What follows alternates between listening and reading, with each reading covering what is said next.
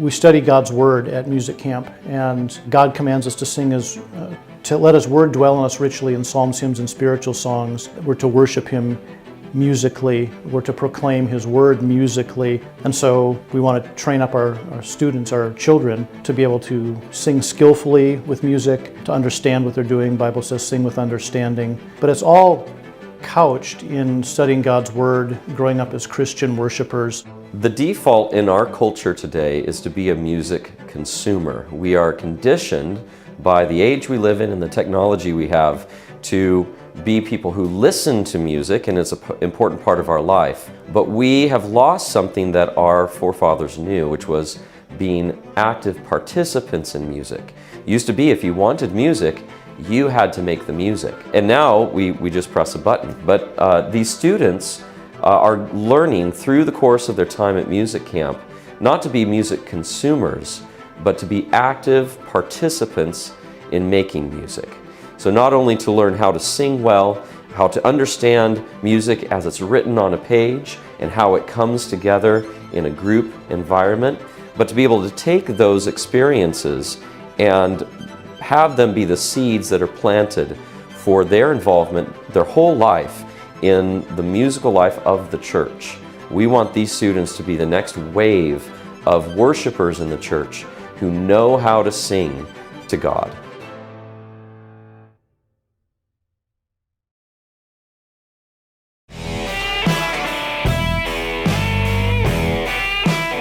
Opening up from the jump. You know what? I'll let you open up from the jump today. You know why? Why? Because your psalm doesn't actually have a song that we could play. I know. So it is sad. This is the weirdest beer and psalms Wednesday we've ever had on the show. We're doing it. Hey, y'all, Toby's welcome to not Cross here. Politic. Pastor Toby's not here. You Marcus don't have a Pittman real is here. I'm here. Musical psalm. Chocolate Knox. I'm the water boy. It's good to be with you.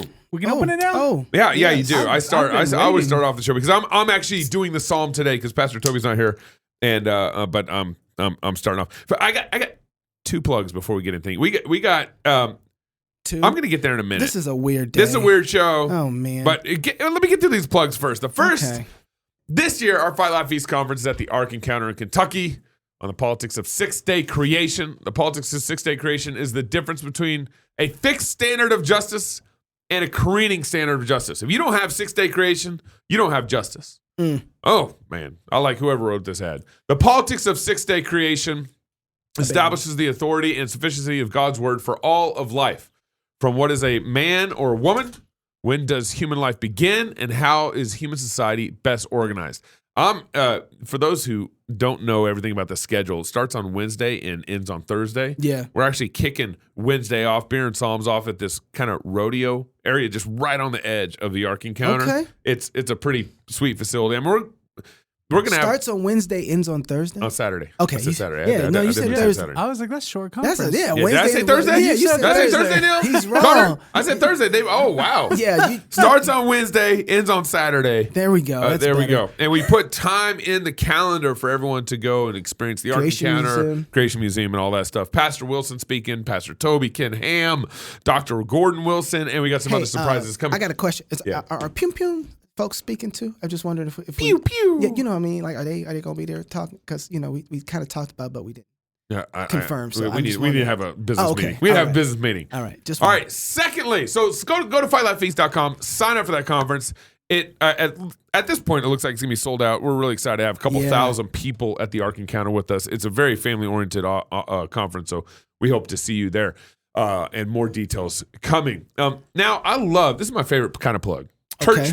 plant plugs. Oh, yes. I Yeah. love these. So we get church plants. We love to plug your church for free. Question. Yeah. Baptist Church, Presbyterian Church. Well, I mean, it doesn't matter. We plug both. 6089. I mean, 6089 Westminster Confession. We'll take them both. I'll take them. Yeah, We'll take I'll them take both. them. Yeah, We love you that's guys. Right. That's Well, right. We'll plug you. We plug Tom Askell. Hey, if they still around after our Trans Baptist comments, I love them. Yeah. I love We love them all. plug them to death.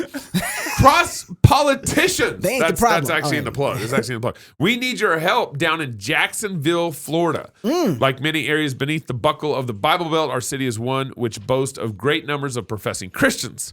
But what impact are they making? Are the flames of the gospel being tended to, or has the love of Christ grown cold? Help us to be the conduit of a great fire for Christ here in North Florida. I like that.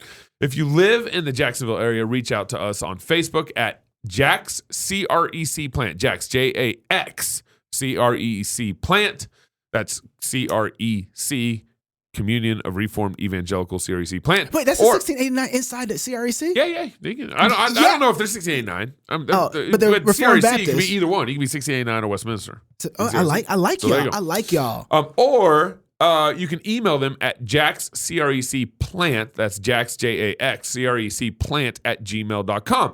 Share this with folks that you know who'd be interested in supporting, especially if they listen to Cross Politics. Ooh, for the glory of God and the discipleship of Jacksonville. So church plant happening down there. Connect with Cheers, them. y'all. Even if maybe if you got people in the area, connected to the area, connect with them. If you got friends in the area, send them that way, all that stuff. It sounds like good They guys are not down there. trans-Baptist. Lori Lightfoot. Yeah. She's not going to be mayor Nah, of Chicago nah. anymore. Nah.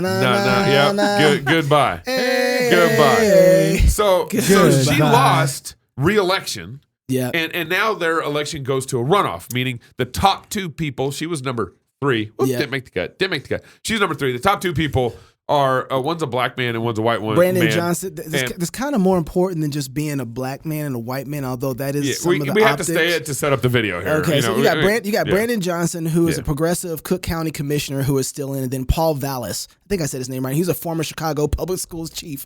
The two are advancing into the runoff of Chicago's mayoral race. So you kind of have like a teachers union and the police union left in the race. Two mob bosses. Interesting. 2 mob bosses. That's right. For the record, though, this is the first time in 40 years that a standing mayor did not win re-election. Yeah, Lori Lightfoot. Lori Lightfoot. This is the win it. first time in 40 years. She was so bad, Chicago wouldn't even reelect her. Which is dang.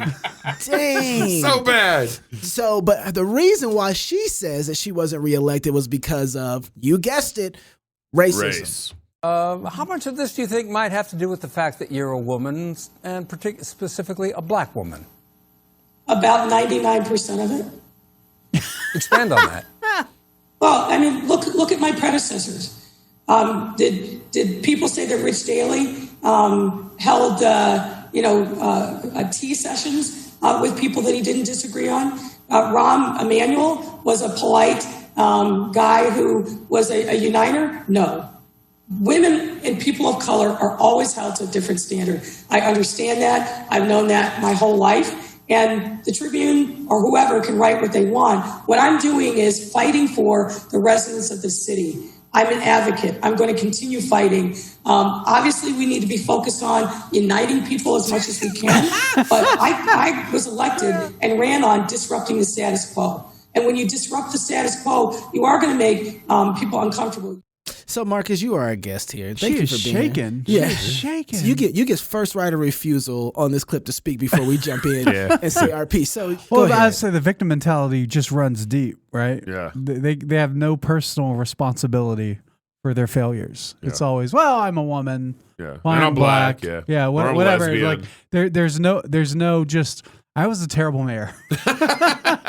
And I lost fair and Objectively square. speaking. Objectively speaking, I was a Yeah. terrible mayor, and I lost fair and square, and I deserved to be beaten by 2 mob bosses. So, but in 2019, Chicago wasn't racist or race wasn't a problem, and now it's a problem? Because she won in 2019.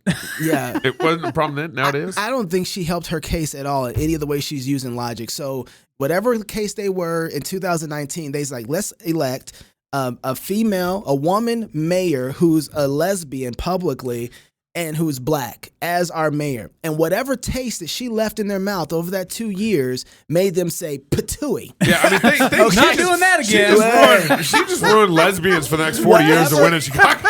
Whatever intersectional pie doing that she again. made, whatever intersectional pie she made, they didn't like the She taste set of him it. back.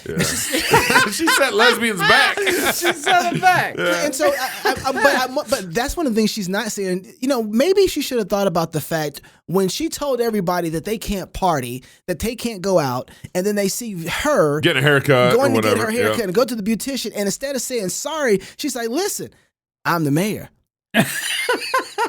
I got to get my hairdo. My job requires me." She actually said Yeah. these requires me to have a certain sort of look, and it's like, well, what about my job? Yeah. And she basically, what was that, Hunger Games? She basically did Hunger Games right in front of us. Yeah. And right in front of and whatever Chicago's been, I don't think Chicago is getting anything better.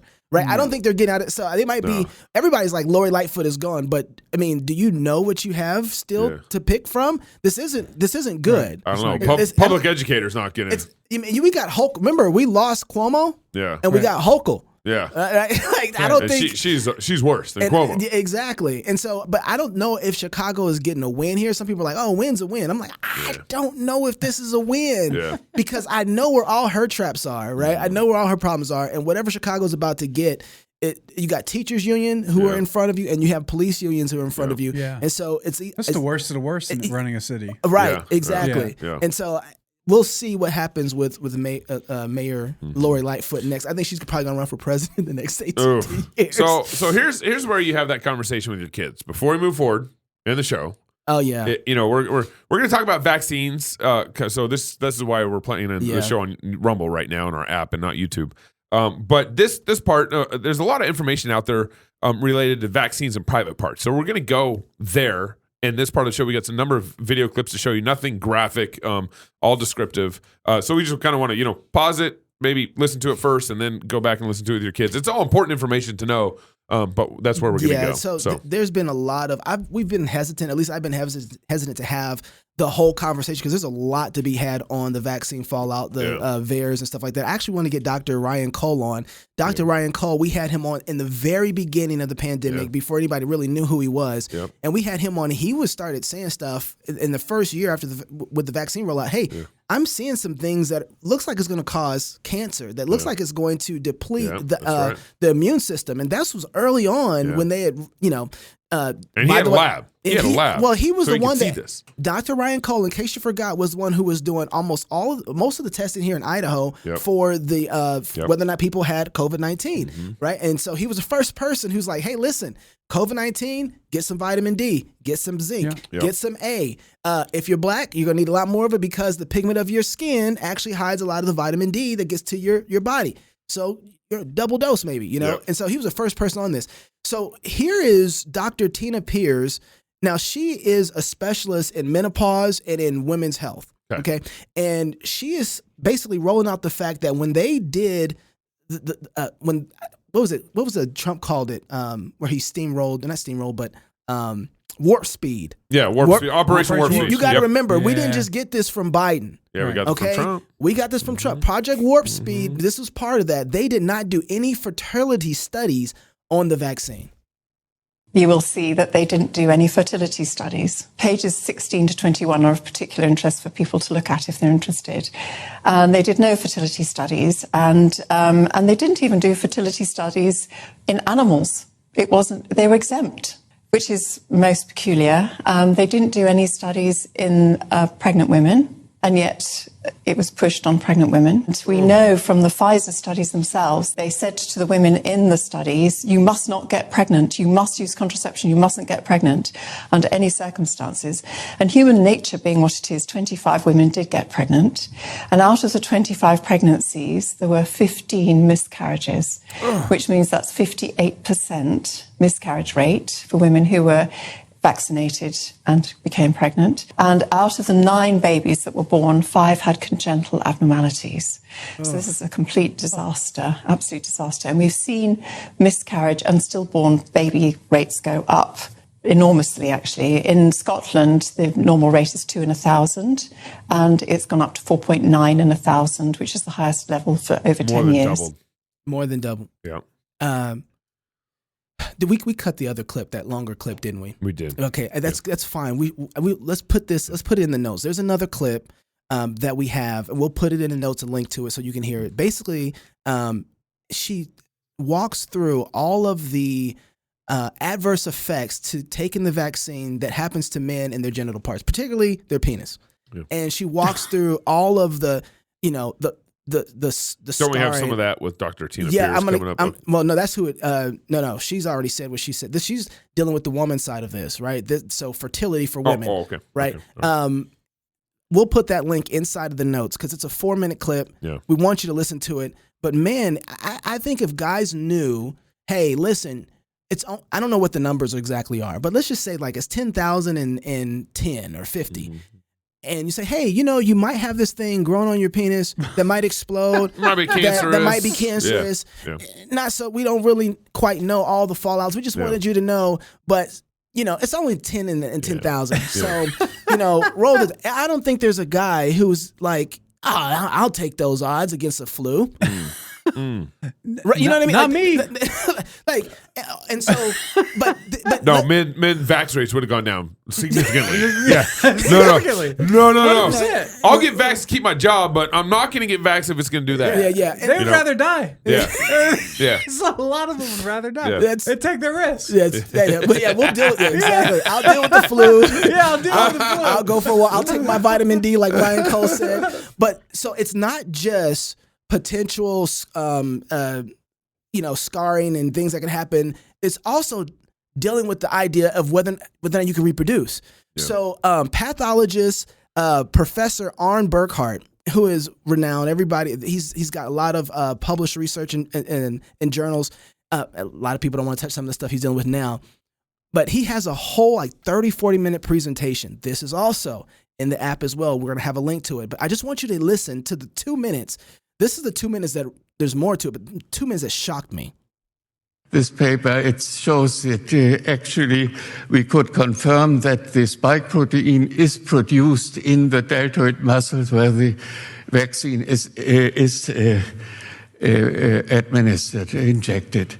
But we could show it in almost all organs, more or less explicitly. And here you see a case where we show the testes, and you can see that in this 28-year-old man who had a healthy son and who died 140 days after injection, the spike protein is strongly expressed in the spermatogenic organ in the testes, and you can see there are almost no spermatocytes in here, but it's strongly expression of spike protein in the spermatogenic tissue.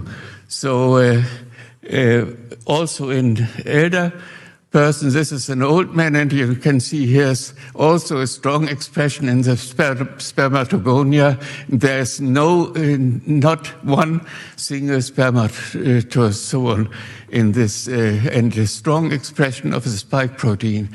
So if I may make a personal comment, this is not a scientific comment. If I were a woman in fertile age, I would not plan a motherhood from a man who has been vaccinated, unless... You don't clap here. You let that man finish, okay? Just let him finish. I think these pictures are very disturbing for me. Wow. Well, where's he at? Where's he speaking at? I don't remember. Okay. Yeah. But the whole link is inside of the Fight Laugh Feast app. Download the app, get the link to this, and watch the whole 38 minutes. And for those who are audibly listening, he was just showing pictures of how the spike protein was taking over the sperm count of a 28-year-old man and then an older 70-ish-year-old, 67-year-old man. 85 is what that 85-year-old man. Paper, so so they're just showing visually what that looked like. It was pretty crazy. I trust his research and work. He's smarter than I am. I get that. But I still want to know, what does an 85-year-old man's sperm count actually look like? I would like to see the comparison between that. That's right. That's a good and point. then what it looks like after he's been vaccinated. And a typical 28-year-old man who has, I want randomized, I want to know randomized control testing on this. What's the, what does it look like for the average man who hasn't been vaccinated to have a sperm count at 28, and then versus a man who has been vaccinated? Now, was it interesting? He said that this man died 128 days after being vaccinated. I believe what he said, 140. Yeah. But it's, I remember when we was talking to Steve Days early on when we started talking about the vaccines and what the people who were behind them wanted to do. One of the things I remember Steve Dace bringing up is, I'm not surprised, or no, it was Jordan Vaughn. Jordan Vaughn brought this up. He said, it's interesting to me that the people who are trying to say that we have too many folks on the planet, want to reduce the human population, happens to be the ones who are absolutely behind the vaccine and pushing Bill Gates. Right. He was pushing depopulation. Right. And so for what it's, I don't even know. So all this is happening right now. You have the we're right about the Wuhan virus. That's happening. That's a good time to be a conspiracy theorist. Well, not anymore. There are no conspiracies anymore. Right. That's You got to find new conspiracies because all of them are coming true. And so I'm waiting to see. The reason I haven't been talking about some of this is I'm waiting to see what's going to be the outcry, right? What's going to be, are people going to have the same sort of attitude about love your neighbor, wear a mask? Is that same sort of energy going to be there for you tried to kill us with the vaccines and mask mandates? Is that going to be on the other side? Because this stuff, we actually have legal proof now that we can bring to a court. And this is Steve Deace's book, The Fourth Reich. We need the Nuremberg trials number 2. Yeah. This is the most important thing to a government is its people's health and safety, so that they can continue to have more people to create more wealth and have more jobs and more be taxation, all that be able to bless each other, right? When the taxation, not more but I'm just saying taxation. they have incentive there. That's all I'm saying there. well, they should. Financial incentive. But when Okay, something like got this happens, they should be the first ones to say, "Whoa, Right. not our people. This is dangerous." And so, anyway, But also, the media should be covering this. They should be talking about this. Where's the journalists at Right. that are talking to all these scientists doing this research and Well, they're banned aggregating from it all YouTube. together? I think We got again censored from Yeah, YouTube. they're banned. I think some of them are having that conversation, and some of them aren't. I'm not. Look, the only reason that I was able to find these things, I am finding this kind of stuff far more easier than I was before the beginning of the pandemic. Right? This is That's this is true. That is allowed true. to be Yeah. in some places. It is being more discussed. It is being more That is true. discussed. We're seeing a lot more research on it. And so, for what it's worth, I just want to send everybody to the app, download and watch this, and make your own decisions about it. I'm still coming to conclusions. I don't want that stuff anywhere. Yeah. I'm thinking about my grandkids. Right. Now I am at the place where I'm like, hey, how you doing? Nice to meet you, sir. What's your name? Great. Have you been vaccinated? Show me your cards. Right? That's because now my progeny, this is what's, you're at risk of ruining the Shannon name from continuing on because you went and got vaccinated. Everybody's like, it's not silly. Well, I wonder what's going to happen, like the whole donor blood clinic stuff. That's all a whole the nother blood thing. donations that happen. Yeah. Are you going to have vax blood and Well, I non-vax think about blood? that all the time because I've had open heart surgeries. Yeah. So I've had to have blood. You have to have it when you have open heart surgery. So I was like, well, if I ever have to have another surgery, like what kind of blood are they going to give me? I've been reading articles. It's a completely valid question. Unvaccinated blood is a huge value right now in the market. A lot of people want it. Gosh, right? It sounds like a science fiction dystopia. It It really does. That's where we really are. You got an ad to read. Yep. Go ahead, Okay. Marcus. I'm going to read the ad. I love having our guests come on. You got to compete with James White, man. Where's my Just ad? start using. Oh, his ad. I don't have an ad. Yeah, it is. Lore TV is a new streaming platform. No. It's like Netflix Kickstarter. No, it's right Had there. an onward Accountable to you. baby. Using a smartphone. Okay. That's right. Using a smartphone or computer opens the door to a host of digital temptations. In a world saturated with pornography and other harmful content, what's a Christian to do? We need to take a proactive approach, welcoming transparency in our digital media choices. And Accountable to You makes that easy. Their accountability software shares detailed activity reports from all your devices and your kids' devices in real time to the accountability partners that you choose. With accountability in place, your family can effectively guard against temptations online and live with purity and integrity. Learn more and try it free at accountable2you.com/FLF. I think James White would have did that way better. Marcus is just like, I just want to get this over with. I just want to get it. Let's I just want to get go. this done. Oh, Marcus is like, I already have Accountable to You. I would have went and got it again if James White was reading it. But you, I don't know. all right. The psalm, or should I say song of today, Exodus chapter 15, 1 You through couldn't 19. find one that was a. I know. Okay, I know. I'll Well, give but it to there's a reason for this. All right. Okay, reason. The Song of Moses, Exodus chapter 15, 1 through 19. Did you know that Moses actually wrote a couple psalms? Yeah, a couple. And possibly more. He wrote a couple songs or psalms in the Old Testament, and Psalm 90 specifically in Psalms. Some scholars even think that he actually wrote Psalm 90 through 100. Okay. Psalms, but specifically 90 is Whatever is helps your explicitly. I'm just saying it's possible, but I mean scholars. What do we call scholars these days? I don't even know. I don't even I don't trust scholars. I don't trust doctors. I don't trust, You can identify however you want. Yeah, whatever. The first song Moses wrote was found in Exodus chapter 15 after God delivered Israel from Egypt and brought them through the Red Sea. This song, also known as the Song of the Sea. The Song of the Sea, because Red Sea. But first, let's get back to the moment and recall that God delivered Israel through miraculous plagues that literally destroyed Egypt's economy. I mean, infrastructure, everything, including their firstborn sons, their king, their army. I mean, God destroyed a superpower, took them down. Exodus chapter 14, verse 30, right before this song happens, Moses puts it this way. So the Lord saved Israel that day out of the hand of the Egyptians, and Israel saw the Egyptians dead on the seashore.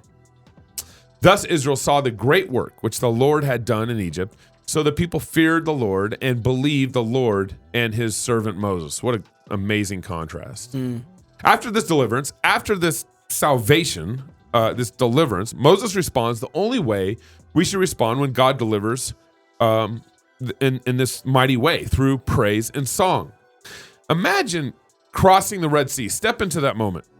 You cross the Red Sea on dry land, you turn around, and then you see your slave masters, the superpowers of that time, crushed in the waves behind you. Well, preacher. And lifting up your hands to God, saying verses, saying these verses. So I'm gonna kind of bring the song in here now. This is what Moses said.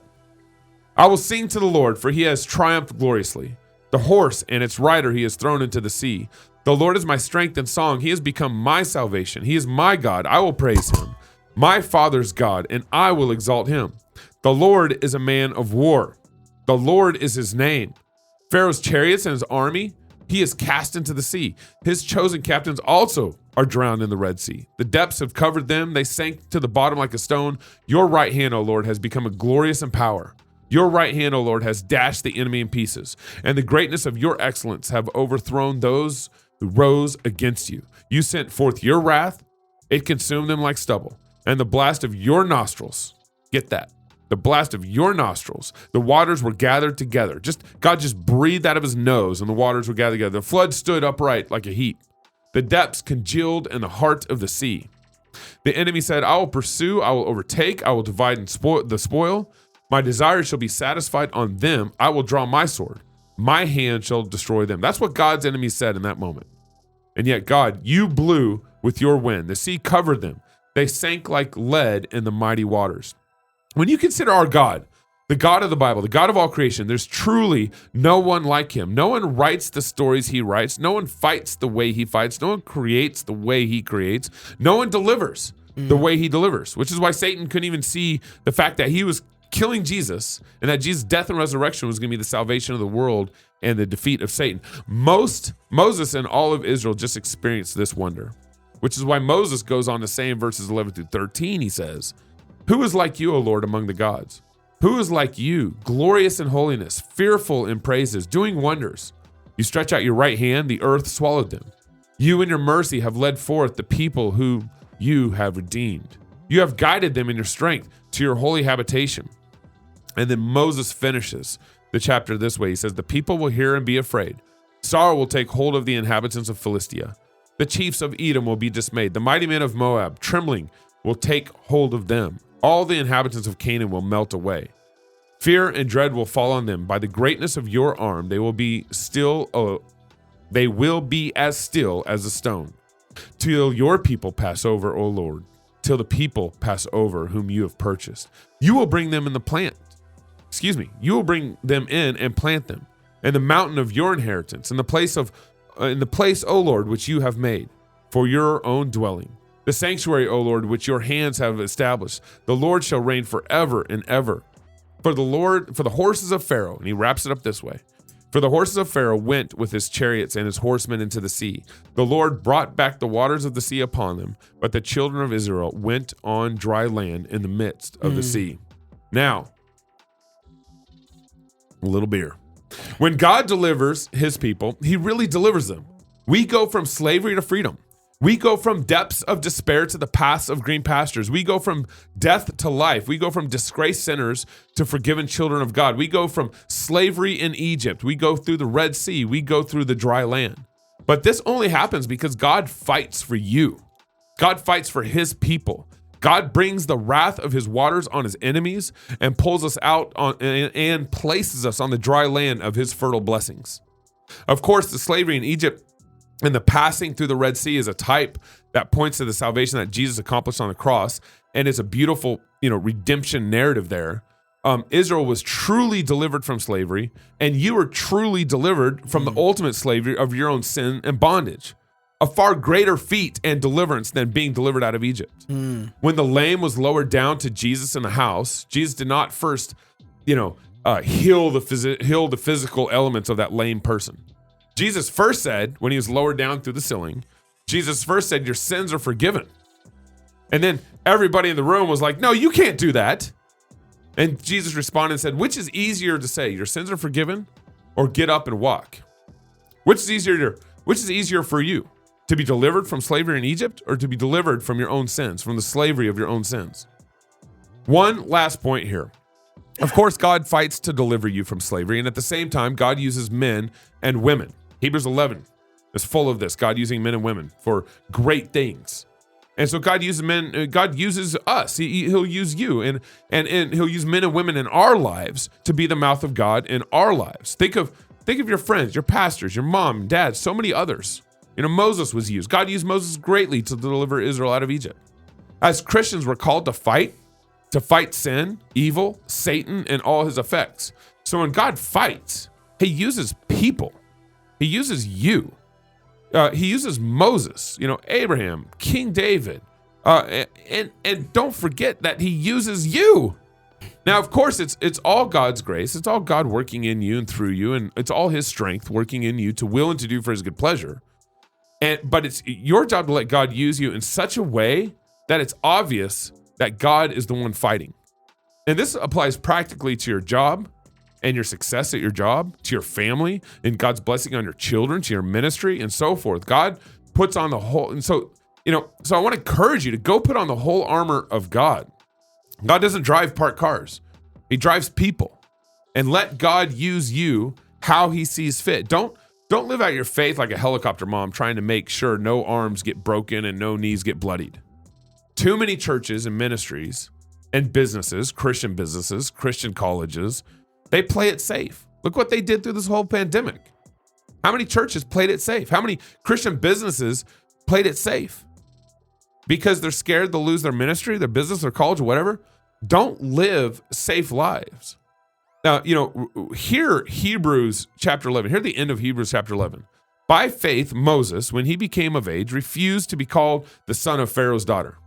How easy could have Moses had it? Just remain Pharaoh's daughter. How rich, how easy of a life could have Moses lived? Choosing rather to suffer the affliction with God's people than to enjoy the passing pleasures of sin, esteeming the reproach of Christ. So Moses already back then was esteeming the reproach of Christ greater than riches that he could have had in Egypt. By faith, Moses forsook Egypt, not fearing the wrath of the king, for he endured as seeing him who is invisible. That's powerful. By faith, he kept the Passover and the sprinkling of the blood, lest he who destroyed the firstborn, God, would touch them. By faith, they passed through the Red Sea as by dry land, whereas the Egyptians attempting to do so were drowned. And then Hebrews chapter 11 ends this way. Others were tortured, not accepting deliverance, that they may obtain a better resurrection. Still others had trials of mockings and scourgings and chains and imprisonments. They were stoned, they were sawn in two, were tempted, were slain with the sword. They wandered about in sheepskins and goats, being destitute, afflicted, and tormented, of whom the world was not worthy. They wandered in deserts and mountains and dens and caves of this earth. And all those people who went before us, who God used them, and they laid their life down before they even saw the wonders of Jesus' death and resurrection that we've been able to experience. Listen to this. We have Christ. Jesus died and rose again in our era. We're on the sunny side of the cross. And this is where Hebrews chapter 11 ends. He said, all these people who went before us, having obtained a good testimony through faith, did not receive the promise. God having provided something better for us, that we should not be made perfect apart from us. So lay your life down for the battle and let God raise you up how he sees fit. Cheers to the king. Cheers. Good job, Gabe. Right now I'd be hearing a psalm if you had picked a psalm to sing. All right. Someone needs to write a psalm to this. Write some music to this. You got a brother, That's right? what who does I'm doing. music? Yeah. All right, so we're going to go on the backstage and talk to Marcus Pittman a little bit. We're going to talk about the Trinity Finally. distribution. Lord TV. Y'all brought me here to talk about penises.